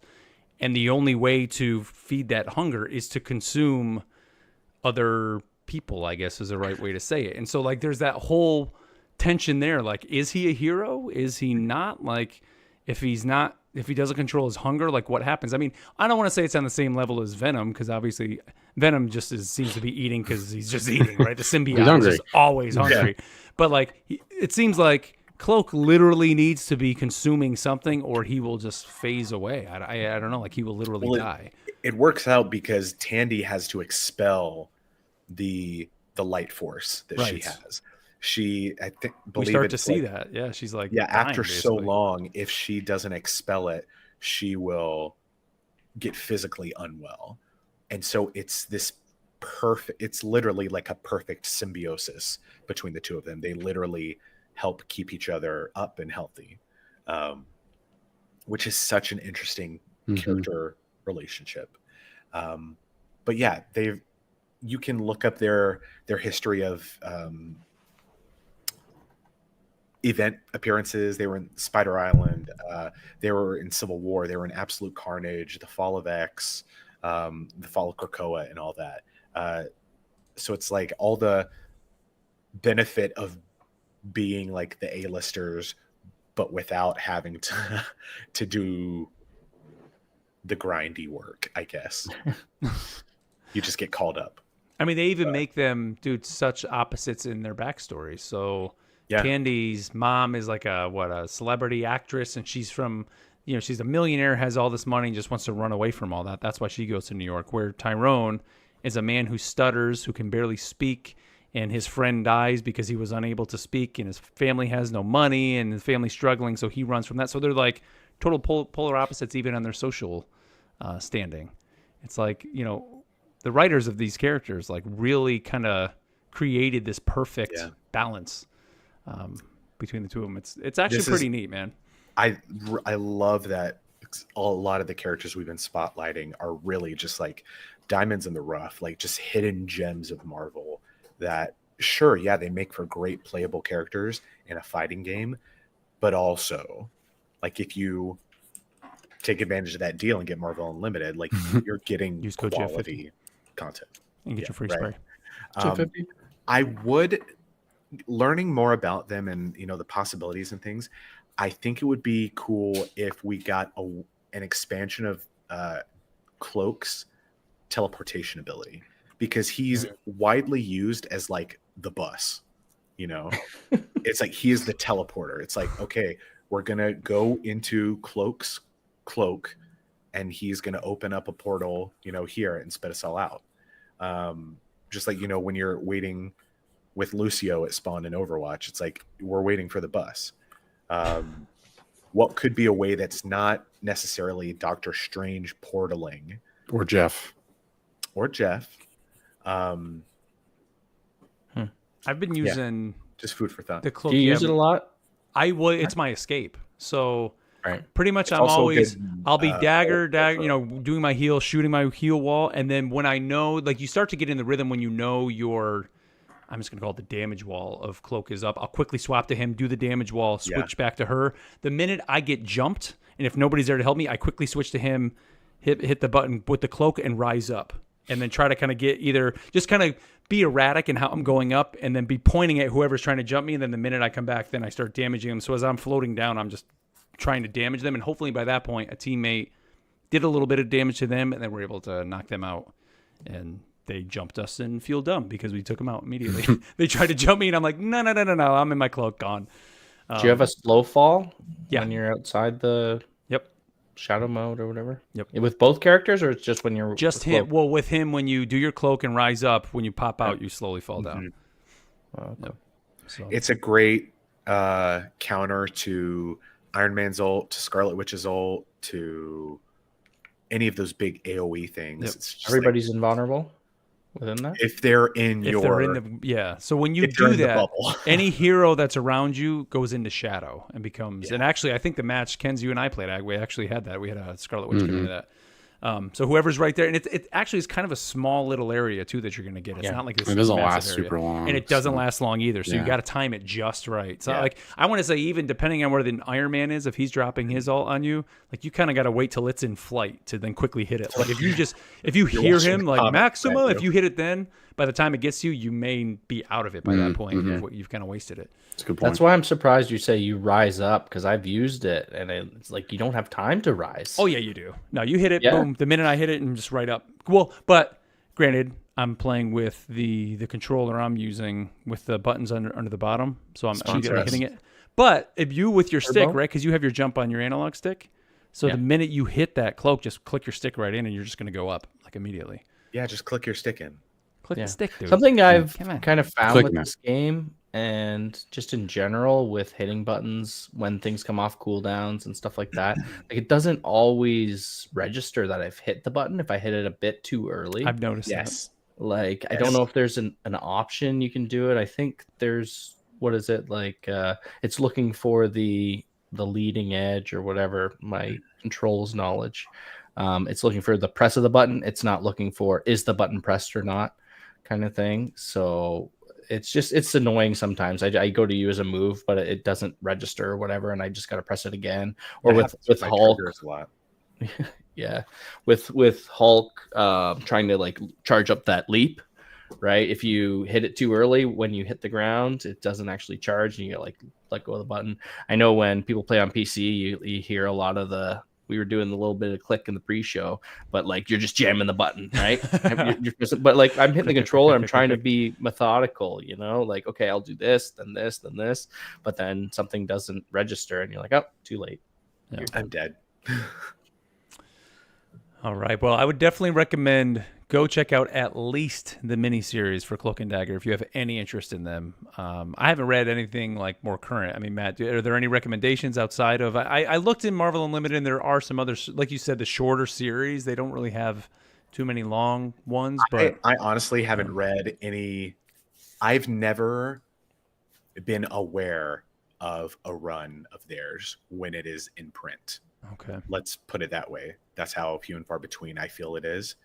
But it's not a huge time commitment. Like 4 issues, you can sit down and knock that out in one reading. Yeah. Oh yeah. Yep. Try something. I want to find because I want to look at some of the other series. Like after reading the miniseries and especially the issue, I think it's like between 2 and 3 when Cloak goes away because of the hunger. Like I would love to know if they ever double down on like the horror aspect, because I can't help but feel that like he could be, which I don't know if they have, but like he could be just like an awesome horror character, kind of how like I mean they've done it right now, obviously with Immortal Hulk, gone that route, and in the current Hulk runs doing that, or even like Ghost Rider, like something like that, where it's like you read those comics and it's more about like monsters and all that stuff. And I really think Cloak and Dagger as essential figures in, I mean, I would love to see them come into the current run of the Hulk. Like that's there's the mother of monsters right now in the Incredible Hulk run. That's what this whole series has been about that's running right now. And I think they would be just awesome to kind of come in there and really double down on Cloak and what's in his cloak and where that dimension goes. And I don't know, send Hulk in there and just see what's I in there. forget what the book is right now with Elsa Bloodstone and Yeah, and all that too, Agatha and all that would be awesome. gosh, because I want to think they might be in that, and it's not like a Monster Hunter book, but I'll think about it, and if I remember it, I'll send it to you. Okay. So Ken, you said that I didn't even know there was a show. I looked up some stuff earlier today, but it was disappointing. There's 2 seasons fine. of it. It shouldn't have been. It It's wasn't this that bad? Fine. It's fine. I mean, it's not. It's well. It wasn't in danger. It's not of winning fine. an It's not. It's not good. It's really not. I'll say it's fine. It's not even fine. I watched the pretty trailer bad. for it and was like, I don't see It's Cloak pretty at bad. all. Watch Runaways instead. Watch Runaways. Better read Runaways. You know Yeah. what? They do show up. I started watching about half the episode. I think the Marvel Spider-Man, it was the Disney cartoon that came out in like 2018. I think season 2, there's an episode just called Cloak and Dagger, and they are in that. Clark and Darker. Take that for what it is. All right, so we actually didn't discuss who we're going to talk about on the next show, but I do have a suggestion for lore. Why don't we talk about the lore that's in the game that we've kind of unlocked? You need that. Yeah. Yeah. Through maybe new this reveals. most recent event. So the event that's Right. happened, the season 0 event that's in there, maybe we can kind of dive into some of that. So for your homework till the next episode, get in that game and start reading some of the lore that's in there. There's so much lore. But and I'm not yeah. even talking. We don't even have to do the character lore. Like do the event lore, because season 0, that's the, the event that's going on right now. Oh The yeah. Coronavirus, Oh yeah. whatever I it is. already know some stuff. Yeah. Yeah. So let's talk about that, looking I think, cool. next episode, because we'll be leading into the new season coming up. So, I And think the it's about next time. episode or next issue of the Infinity comic, it might start lining up. That's right. There you go. So, all right. Well, let's move in here to our final segment that we call What Ifs. All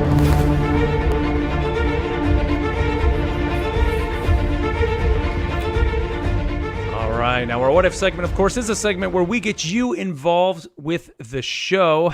And don't forget, you can always email us, rivalsassemblepod@gmail.com. Leave us some messages over on Twitter @rivalsassemble, or, like I mentioned at the top of the show, send us a message on Spotify. It's a great way to get in touch with us, just like Corey Barefoot did. And this is more just kind of a comment. And Corey, this one I think made all our days when we saw this. He said, "My new favorite podcast. So glad I found you guys for my Marvel Rivals fix. Podcast is amazing. Keep it up, guys. Was so happy to jump in my car and see a new episode this morning." Nice, Corey. Thanks to you, dude. Corey. We decided to do another episode. This one's for you, buddy. Yes. Corey, put some MVP. socks on. It's too cold. You're gonna lose some toes. Yeah, but thank you, Corey, for that message, man. We really did appreciate that. I think that it was like early in the day. I think we got that. I was like, "Oh, this is great, man. I like that." Let's see. We got another one here from Tyler, and this was some more feedback on last week's episode. He said, "Can't believe you guys are complaining about the monetization. They give away so much for free, and you guys are sad that you have to do challenges for free currency. Like, bro, just request the entire game be free while you're at it." It is, isn't it? I mean, I got to say this. I was a little confused saying that, when I read this, I was like, Tyler, like, did we complain a lot? Like, I spent $100 on this game. Like, I don't remember complaining that much. And I talked about loving the challenges. I think he's probably talking about me. I'm a cheap dad, so. Yeah. But my point is, update. I guess I bought the season pass this week. Yes, season pass. So I Technically, Neil, like being a cheap dad in Canada is being like a run-of-the-mill dad in the U.S. because of the exchange rate. If you really think about it. right. Gotta Yeah. get it together. He's got that You pro know, gamer money, though, US. dude. So we're Yeah. all on the same level here. Yeah, but I got that. But I think they would just they have obviously done the math on it, but making these skins just a bit cheaper, I'd be happy to buy more of them, right? But we went through our new segment, and he's right. They give away so much for free. There So was much like for 4 free. or 5 different free things that we're getting coming up, so that's pretty exciting. Yeah. But I love the challenges. I think that's fun, and I've been earning a lot of that blue currency, just knocking out those. We've got like 3 different sections, right? One was the season challenges, which was a lot of fun. I wish there was kind of more of that, but we'll get the new season in a couple weeks. Then there's the dailies, and then there's the missions. So I guess there's longer? daily missions which come out every day, and then there's the challenges that are every 2 Challenges. days. Now, see, my complaint, okay. and maybe this is what he's talking about. I complained last week that I wish I didn't have to just do, like, I wish I could move more on my battle pass by just, like, once I complete all the dailies, I'm kind of well, then I'm not doing anything for my pass. Like, I wish just playing a match still gave me a little something on the pass. That's my only gripe. The purple right now. currency. But it has nothing to do with, like, I just think monetization. Tyler was a little beside himself because he realized he couldn't edit his comment because he used the wrong instance of your. Oh, we're not going to go with it. Says the writer on the show. Come And on. The journalist. He Tyler, didn't know don't how listen to, to him. He didn't know how Tyler, to don't use listen to him. commas, but I mean, We're it's trying to okay. gain listeners, Matt, not lose listeners. So Those achievements you can do. Do they give you purple currency? no, but they go blue? towards the like there's different. Like right now, there's 4 of them that are in there, and there's different like milestones you get along the way. So I think that's how you get the storm skin. That you can. There's a special storm skin you can get, and that's kind of along that line. As you complete those, you get another little like star currency, and you can see the little bar progress that you're making to Right. unlock whatever it is that it's kind of on that path. So, but it's not currency to use in the store. Too many currencies. That's my complaint. That's the free to play game model, right, man? That's what they do. Yeah. Let's see. We got another one. This one came to us from Timothy Palmer, and he says, "Hey guys, possible what if? What do you think about a season about the villains? Also, I do not think Doctor Doom will ever be a playable character, but maybe a boss fight. Your thoughts?" Now, I will say, I think it's been stated, which kind of did disappoint me, that they said there will be no PvE in the game. Oh, Which sucks. But that's not to say, what if they did a mode where it was like a 4v1 mode? So it's like one person is Doctor Doom and the other 4 people got to take him out. Which, I mean, they've done that in Overwatch, right? Where they had like what was do they it? call Somebody that was thing? like Reinhardt or something? right? Or the Yeti? Was it the Yeah. Yeti? Or like you're on this map and it's every man for themselves, and you can become Doctor Doom at one point if you collect this special gear, and then all the other players have to team up and take you out. Oh, that was Fortnite. I think they did that already. Oh, dang it. Oh gosh. Would be cool though. This would be great. It would be. I think we're gonna get him. I think that'll be the. My prediction is I think that'll kind of be the last thing that caps off of a season. Whenever they try to move on to another villain, is he looks so cool. Like they have to put him in the game. Maybe it'll be an alternate Doom that says, "Oh, this Doom didn't do well," and he's like a good version. He's like, "We'll have to go against myself." I don't want a good Doctor Doom. Boo. Yeah. I do like the idea about the season specifically focusing on villains. If anybody's played Marvel Strike Force, it's a mobile game. There's an entire, like, you have your roster of characters that you unlock, kind of like any kind of gacha game. And there's one mode that you can only choose villain characters to play as to fill your team with. So Nice. Villains or Hydra soldiers or Foot Clan, not Foot Clan. Hand. Thank you. Which the Foot Clan both was based ninjas, both whatever. And so I could see it. Maybe it's like Hela and Magneto, and only the villains that have been introduced to that point get like the seasonal buff, or maybe they get a special type of team up. So it's incentivizing playing villains that season. Or a game type where it is like heroes versus villains, like or it's like it's just a kind of a special event. We'll have 4 villains and 38 heroes. I know. We're going to definitely need some more villains. Every duelist. Yeah. Yeah. Everybody's Iron Fist.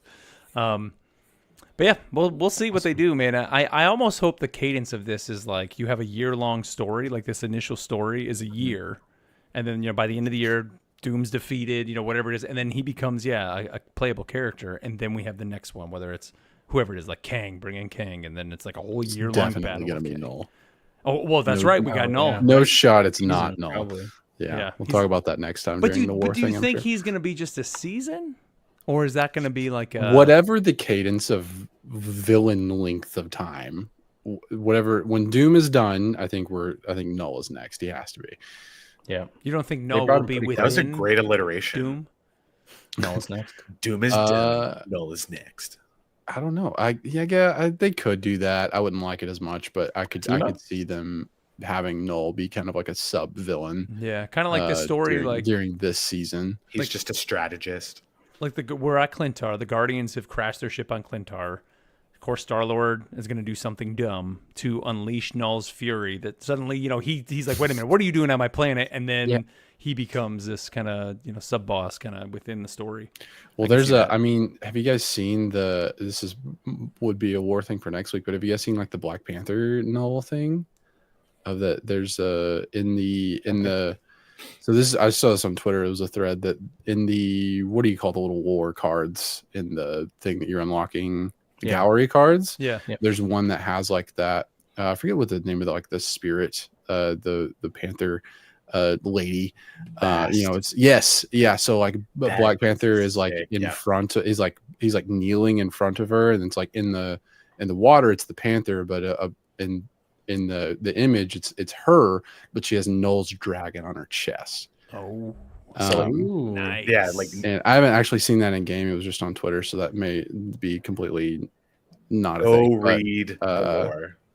Yeah, in game. Well, we'll be talking. Have you seen that, Matt? I haven't seen the pictures, but I've read the lore, and I don't know if you guys want me to talk about it or not. We'll talk about it next week. Let's save we'll save it. It's a little teaser. You'll read it and your homework. Give me that. Give it to me. One more here.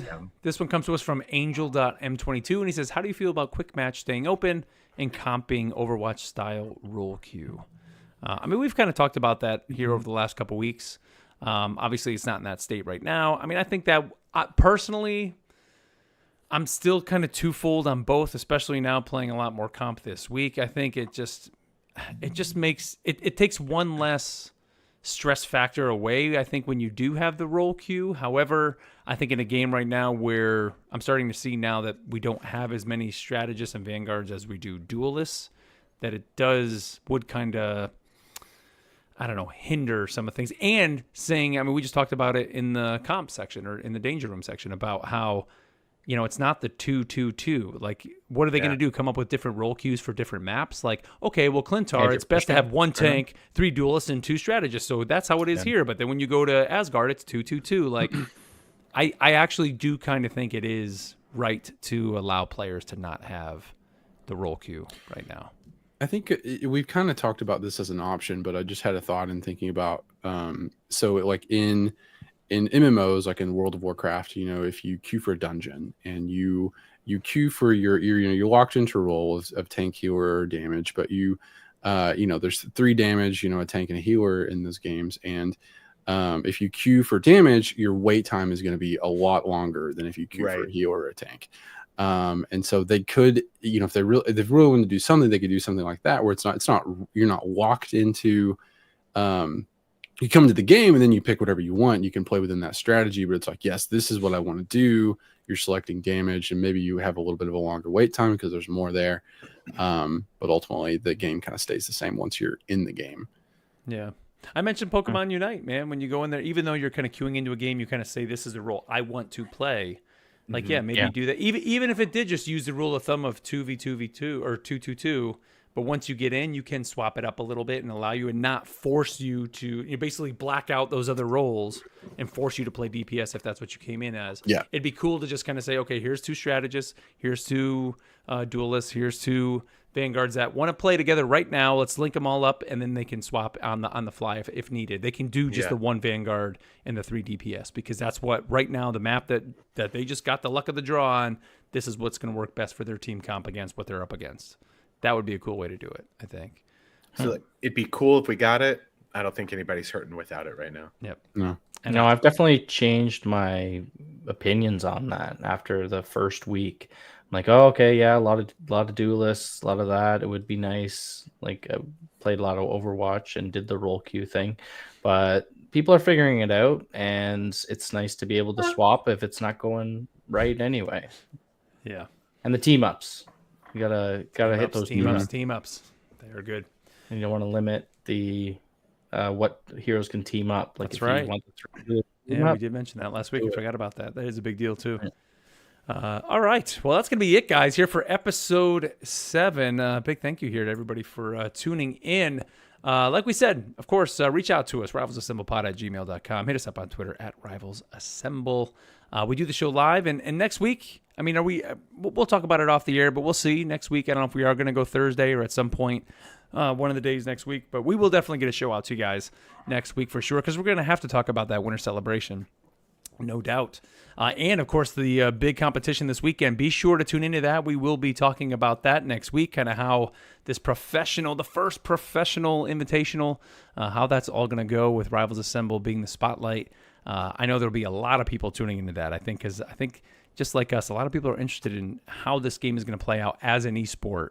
Is it just going to be this game that people jump into and have fun and right up the ranks? Or is it going to try to go on the level of an Overwatch? Or, I mean, look, I don't think it's going to get anything like League of Legends or Dota or anything like that. But can it be a game, kind of on par in terms of just, hey, here's the new hero shooter, and kind of rise to be the number 1 hero shooter in terms of esports? We're just going to have to wait and see. So I think we'll get a little taste of that this weekend.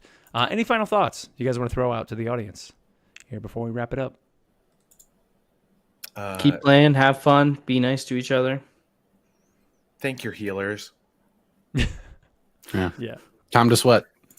Time to sweat. That's right. But also, happy holidays to everybody out there too, because this is our last one here before Christmas. So if you celebrate Christmas and before Hanukkah, Merry Christmas. Yeah, Hanukkah. Yeah, are we in Hanukkah right now? We are, right? Yeah, it should be. Yeah. So happy Hanukkah to those out there too who celebrate that as well. So all right, everybody. Well, thank you here as always for tuning into the show. And until next time, we'll catch you later. Peace. All right, guys. Good show, man. Good episode. We went, that was like an hour 45.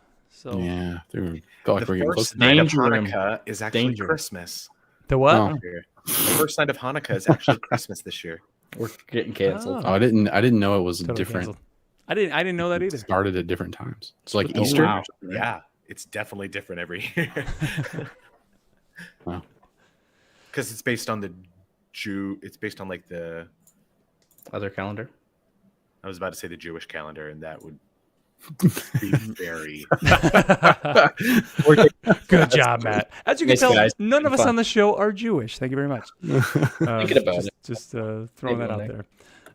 But everybody, thank you here for tuning in. For everybody who tuned into the show, we do appreciate that. Glad you guys could be here with us. And yeah, we'll be back next week. Guys, we're going to play some games. You'll play a Yeah. couple. It's almost Yeah. bedtime, but I need a few. Yep. The All right. Hebrew calendar. There we go. The Hebrew There we go. calendar. There it is. Oh, yes. Good save. But, all right, guys, we are wrapping up the Don't cancel. stream. So